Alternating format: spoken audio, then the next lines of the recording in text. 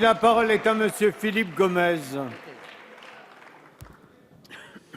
Merci Monsieur le Président. Monsieur le Président, ma question s'adresse à Madame la Ministre de l'Environnement. Madame la Ministre, comme vous le savez, la biodiversité des Outre-mer représente 80% de la biodiversité nationale et 95% de son endémisme. La Nouvelle-Calédonie tient une place particulière puisque nous sommes le 3e hotspot mondial dans le domaine de la biodiversité et que nos récifs sont inscrits au patrimoine mondial de l'humanité, permettant à la France d'être la 4e puissance de la planète en la matière.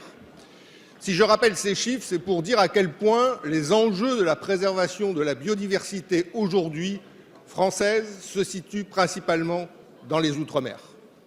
C'est pourquoi, Madame la Ministre, la création de l'Agence française de la biodiversité, qui devrait être opérationnelle au 1er janvier prochain, a suscité un immense espoir dans les Outre-mer, particulièrement dans les collectivités françaises du Pacifique.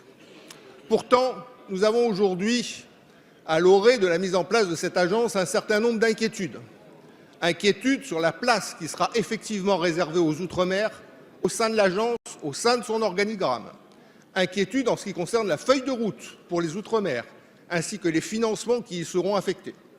Vous savez, Madame la Ministre, lorsque l'on voit les ravages des changements climatiques sur notre biodiversité, lorsque l'on voit l'état de désolation de la grande barrière de corail australienne, lorsqu'on voit les menaces qui pèsent sur nos atolls, on ne peut être en la matière que d'une extrême sensibilité. C'est pourquoi, Madame la Ministre, ma question est la suivante. Quelle est la place exacte qui sera réservée aux Outre-mer au sein de l'Agence française de la biodiversité? Est-ce qu'elle sera équitable par rapport à la biodiversité des Outre-mer, ce qu'elle représente au sein de la biodiversité nationale?